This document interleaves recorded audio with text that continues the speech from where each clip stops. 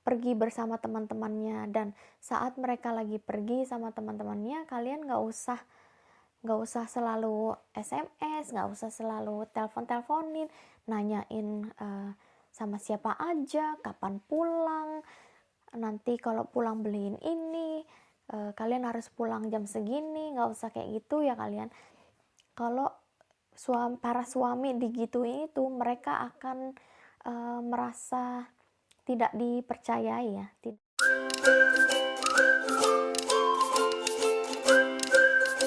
Assalamualaikum teman-teman, kembali lagi di channel aku yang super rempong ini. Apa kabar kalian semuanya? Semoga kalian sehat selalu. Di video kali ini aku mau sharing ke kalian tips supaya suami kalian tidak tergoda oleh pelakor. Oke teman-teman, ini banyak banget di request sama follower aku di Instagram, dan banyak juga yang nanyain ke aku, Kak, suami kakak nggak pernah ya digodain sama perempuan lain? Kalau digodain itu sudah biasa dan sudah sering ya, tapi yang penting itu tidak tergoda, dan bagaimana kita menjaga supaya suami kita tidak tergoda oleh pelakor. Oke teman-teman, tips yang pertama adalah saling menjaga perasaan. Gimana caranya menjaga perasaan? Kalau kalian lagi berduaan nih di kamar, misalnya kalian sudah nidurin anak, sudah beresin dapur, segala macam, pekerjaan rumah sudah selesai, anak-anak sudah tidur, dan ini waktunya kalian untuk bersama suami kalian. Kalian paling tidak harus matikan HP. Itu hal yang penting banget, hal sepele yang sering disepelekan. Penting banget matiin HP kalau kalian sudah masuk kamar. Kenapa? Karena kalian mau menjaga perasaan suami kalian. Suami yang sudah bekerja di luar rumah, yang sudah stres di kantor, yang sudah capek, itu mereka perlu diperhatikan. Cara memperhatikan suami itu adalah memberikan waktu khusus buat dia.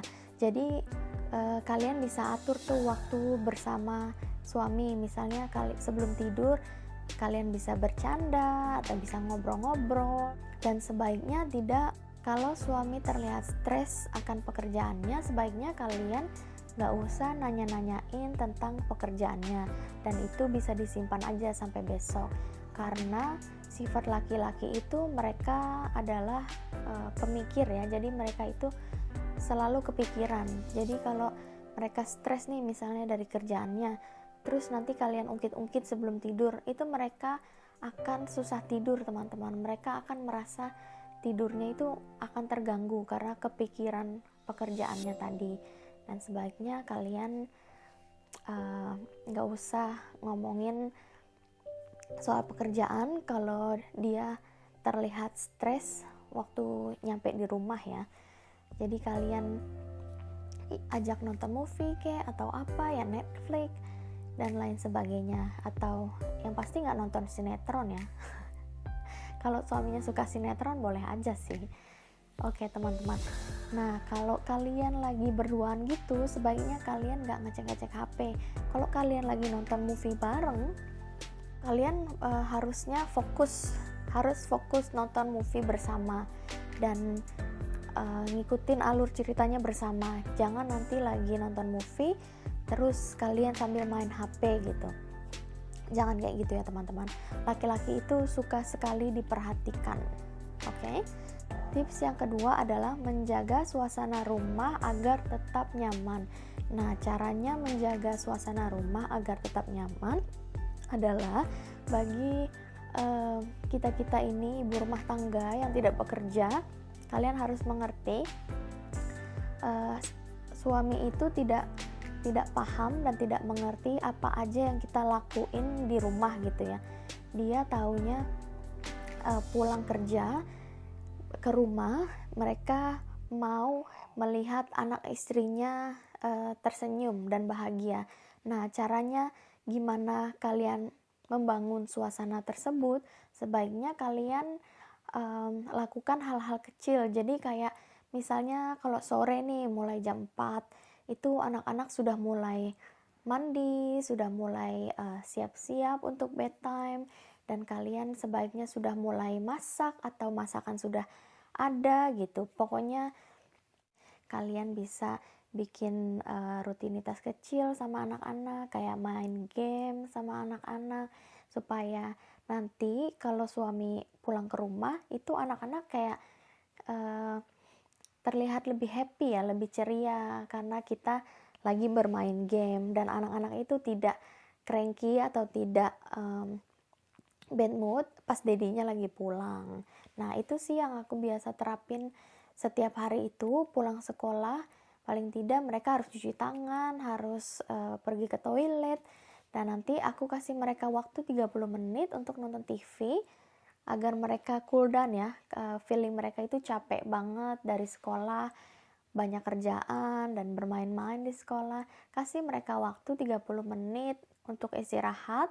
Setelah 30 menit kalian bisa, ayo kita mulai mandi, kita mulai get ready for bedtime, siap-siap ya untuk rutinitas malam hari. Sebelum Daddy pulang, at least kalian terlihat cantik gitu. Tips yang ketiga ini, perhatian ekstra. Nah suami, balik lagi ya, suami itu suka banget diperhatiin. Kalian cukup kirim SMS paling nggak 1 kali sehari aja saat mereka lagi di kantor. Kayak cukup bilang misalnya I love you gitu, thinking of you, aku sayang sama kamu, atau aku lagi mikirin kamu nih. Nah walaupun nggak dibalas sama mereka, ibu-ibu nggak usah langsung baperan nih, kenapa sih gue SMS bagus-bagus nggak dibales. It's okay, mereka pasti lagi sibuk. Kalau nggak sibuk pasti akan dibalas. Jadi ibu-ibu kalau SMS-nya nggak dibalas sama suami, nggak usah langsung baper ya. It's okay, pasti akan dibalas. Jangan langsung negative thinking, oh ini suamiku lagi ngapain sih, meeting sama siapa sih, kok SMS aja nggak dibalas. Ya namanya bekerja itu seharusnya tidak bermain HP ya. Tips yang keempat adalah saling memberi pujian. Nah suami, ya balik lagi ya, suami memang seneng banget dikasih perhatian dan seneng banget dipuji-puji, sama ya seperti kita wanita seneng banget dipuji, seneng banget dikasih perhatian. Nah mereka ini paling seneng dikasih yang ekstra ya, serba ekstra gitu. Kalian bisa memuji sedikit, paling tidak kalian bilang rambutnya wangi ya, atau oh you look nice gitu, oh kamu kelihatan ganteng banget hari ini gitu, dan lain sebagainya. Pokoknya puji-puji hal kecil. Baru bangun tidur kalian tetap bisa muji kok, bilang aja oh good morning, you look handsome when you wake up gitu, selamat pagi, kamu kelihatan ganteng ya waktu bangun tidur gitu ya. Kayak gitu-gitu, hal-hal kecil seperti itu membuat mereka lebih berbunga-bunga ya hatinya, sama seperti kita juga para emak-emak ini. Tips yang kelima ini penting banget, yaitu menjaga penampilan. Oke, kalau namanya laki-laki, mereka itu cenderung fokus melihat penampilan daripada dalamnya. Kebanyakan laki-laki itu mereka judge book by its cover. Jadi mereka melihat penampilannya dulu nih sebelum meneliti dalamnya lebih baik. Mereka akan lebih suka dengan penampilan yang wow daripada dalamnya yang wow, karena memang begitu ya biologisnya laki-laki. Kenapa laki-laki bisa diperbolehkan menikah sampai 4 kali ya dalam Islam? Karena itu teman-teman, mereka itu lebih tertarik dengan penampilan yang bagus ya. Bagi kalian yang berhijab, it's okay, kalian masih bisa ikutin tips-tips ini. Bukan berarti kalian harus berpenampilan seronok ya di luar rumah. Kalian tetaplah pakai hijab, it's okay. Kalian bisa pakai baju seksi di dalamnya, atau kalian bisa pakai baju seksi di dalam kamar ya waktu bersama suami. Walaupun di luar kita pakai hijab, di dalam kamar saat kita bersama suami kita tetap bisa pakai baju yang seksi, berpenampilan yang seksi. Paling tidak kalau kita masuk kamar itu ya kita pakai pakaian yang lebih menarik perhatian suami gitu ya. Nah, bermakeup itu sebenarnya penting juga ya teman-teman, karena 99% laki-laki itu suka wanita cantik. Yang dimaksud makeup ini, kalian nggak perlu bermakeup tebel-tebel atau bermakeup seharian. Kalian bisa bermakeup paling tidak 1 jam sebelum suami kalian pulang. Jadi suami itu seneng loh pulang ke rumah ngelihat istrinya, wah istrinya cantik gitu. Nah, kalian juga jangan merasa ngapain sih gue bermakeup, kan udah bersuami gitu. Ngapain bermakeup, buat siapa yang ngelihat. Hello ibu-ibu. Kalian itu bermakeup seharusnya dimulai untuk siapa? Untuk diri kalian sendiri. Sebenarnya itu juga salah satu sunnah ya, menjaga tubuh kita, menjaga kesehatan kita, menjaga penampilan kita. Berdandan itu paling tidak dimulai untuk siapa? Untuk diri kita sendiri ya teman-teman. Selebihnya itu untuk suami. Jadi suami sudah pasti seneng lihat istrinya cantik ya. Bukan berarti kalian harus bermakeup menor kayak ondel-ondel, enggak teman-teman. Paling enggak pakai lipstick. That's it. Paling tidak pakai lipstick, nggak usah pakai bedak, nggak usah pakai alis. Bagi kalian yang masih susah bikin alis, nggak usah pakai alis, nggak usah pakai foundation, apapun itu. Paling tidak pakai lipstick ya teman-teman. Ya, just lipstick. Suami senang banget kok ngelihat yang seger-seger gitu. Tips yang keenam adalah me time.